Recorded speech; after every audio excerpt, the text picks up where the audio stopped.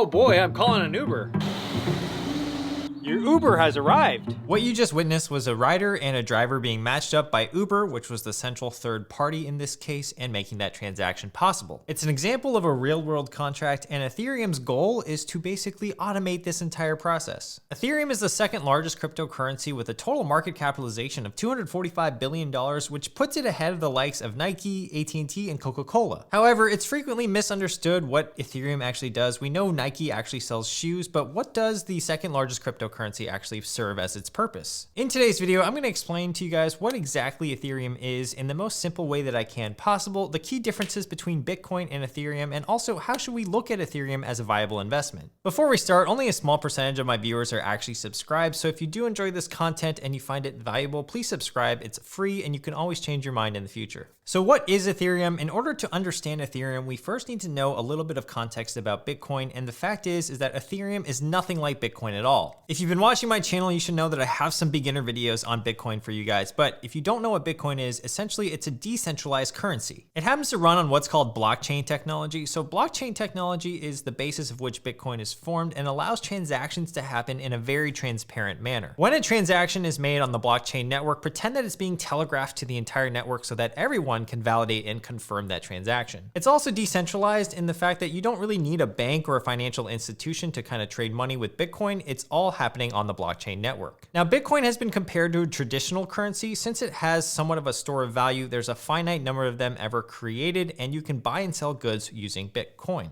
So that's pretty simple to understand. The value of Bitcoin is just simply the value of the currency itself. Now, Ethereum operates in a very different manner. While we don't know who exactly started Bitcoin other than the entity or the person was called Satoshi Nakamoto, the concept of Ethereum was actually proposed by a then 19-year-old by the name of Vitalik Buterin, who proposed a network that would run on decentralized smart contracts. That network is called Ethereum, and the basis of it is to execute smart contracts. So, what are smart contracts? Right now, the internet is centralized, which means that if you want to do a transaction, you typically have to go through a third party, for example, Uber. Oh boy, I'm calling an Uber.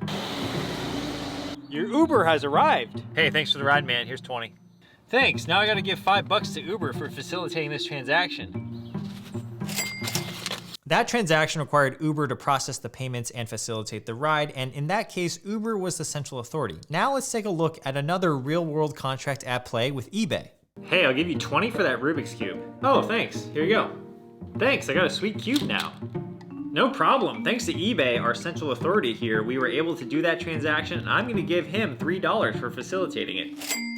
eBay took their $3 cut, and that transaction was entirely made possible because eBay exists. In real life, all a contract is a fancy if-then statement. If I order this Uber, then hopefully I will get a ride out of it and I have to pay for it. If I buy this item from eBay, hopefully I do receive that item and eBay facilitates that transaction. On Ethereum, programmers are creating apps to automate real-world contracts. So that Uber example or that eBay example I showed you would have been automated, and those would be called smart contracts. A smart contract just has conditions that need to be met, but as long as those conditions are met, that transaction will be facilitated by the Ethereum network. So in our Uber example, a smart contract would be able to handle the payments for Uber, thereby making the transaction way more efficient. There's a lot that goes on behind the scenes that we don't really see. For example, Uber has to use a payment processor to pay their drivers, or for example, they have to account for all the fees that they're paying. With Ethereum, the theory is that this whole process could be automated, way more efficient, and even cheaper for both parties. So this next part is really important. The Ethereum network that's running these smart contracts uses something called Ether to make these transactions possible. Ether is used as a medium of exchange, and it's also the currency on which the Ethereum network is ran on. So when we're referring to Ethereum as the cryptocurrency, we're actually referring to Ether, and right now Ether is trading for about $2,000 and up per coin.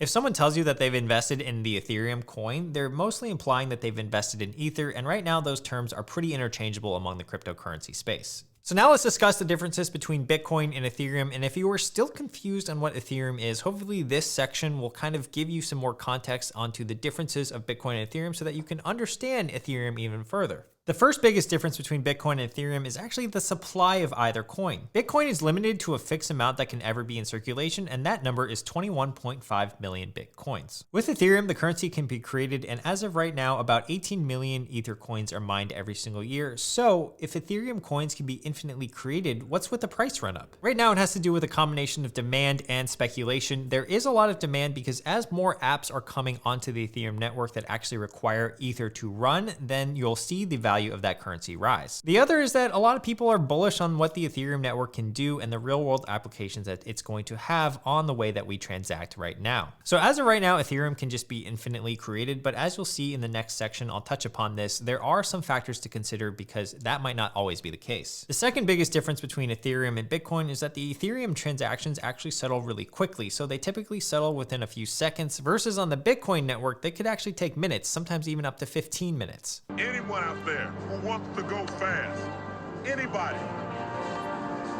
I want to go fast. As of recent, Ethereum is being used even more and more, most notably the NFT scene in which you can buy and transact digital collectibles. We're also seeing widespread adoption of Ethereum with other types of projects like Chainlink, Uniswap, and Crypto.com's DeFi Swap. The last key difference, in my opinion, between Bitcoin and Ethereum is that the value of Ethereum lies in the network and its future possibilities. While Bitcoin is just a store of value in a traditional currency, Ethereum is being viewed as way more than a currency. Ethereum fans will say how it's becoming a platform for future transactions to take place since you can directly code those contracts into the network itself. For Bitcoin, the value is in the Bitcoin itself, whereas in Ethereum, the value is in the blockchain network that's being used. So how should we view Ethereum as an investment? I would say for both Bitcoin and Ethereum, the long-term growth and the adoption of Bitcoin and Ethereum is going to play a huge part in the success of the cryptocurrency. If fundamentally you believe that smart contracts are the way of the future and that Bitcoin is going to be a currency that's going to be used widely in the future, then by definition, you are bullish on both of them. For Ethereum to get even more mainstream, it's going to depend on how much usefulness it's actually going to be able to provide to society and how fast it's going to do that. For example, if by the grace of God, someone said, okay, starting tomorrow, Ethereum network is going to handle every single real estate transaction that ever exists, then obviously the Ethereum network as a whole is going to be really, really valuable. But these types of adoptions take time. It's been about 12 years since Bitcoin has been created, and it's only now that financial institutions and mainstream companies like Tesla are starting to take notice. Now, there are three considerations that I want to share with you guys today in regards to investing in Ethereum before you make a decision on whether you should invest some of your money in it or not. The first is that Ethereum is the most used platform in the cryptocurrency world right now. Now, as I said earlier, it's being adopted in a lot of different ways, most notably the NFT space, but you can't really say that same thing for Dogecoin, for example.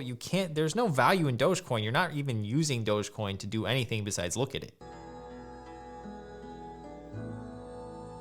The fact that Ethereum works today and actually provides some value is a good bullish marker for the currency. The second consideration we should make when investing into Ethereum is that there is what's called network risk. We actually don't know what's going to happen to the Ethereum network in 10 years. If they decided to change the way that the currency is circulated, for example, that could be a huge detriment or a huge boon to the actual currency itself. Ethereum is always making updates to how it works, and those updates are being decided by a group of decentralized developers that are working on the Ethereum network, so it's not like any one person can decide Ethereum's fate. The third consideration that I would make whenever investing into cryptocurrency is that it is somewhat subject to regulation. Right now, we have some governments looking into banning cryptocurrencies in their respective countries. For example, India right now has a proposed ban on all cryptocurrencies. They could theoretically just shut off all access to crypto websites from India with like some sort of firewall. Now, if that were to happen, you could still get through with a VPN, but the majority of investors that are in India interested in cryptocurrency wouldn't be able to access it. Regulation is something that we can't rule out, even though the risk is pretty minimal. Lastly, if you are investing in Ethereum, my personal view is to not put all your eggs in one basket unless you really, really believe in the currency. But for me, myself, I like to only hold about 5 to 10% of my total portfolio in cryptocurrency. If you enjoyed today's video, make sure to like the video, subscribe to my channel for more videos from me in the future, and also tick the notification bell so that you can get notified whenever I post a video here on YouTube. If you'd like $10 worth of free Bitcoin, make sure to use the link in my description below for that. That's using Coinbase. And then if you'd like some free stocks from Robinhood, whenever you use the link in my description below and deposit any amount of money, that's there for you too.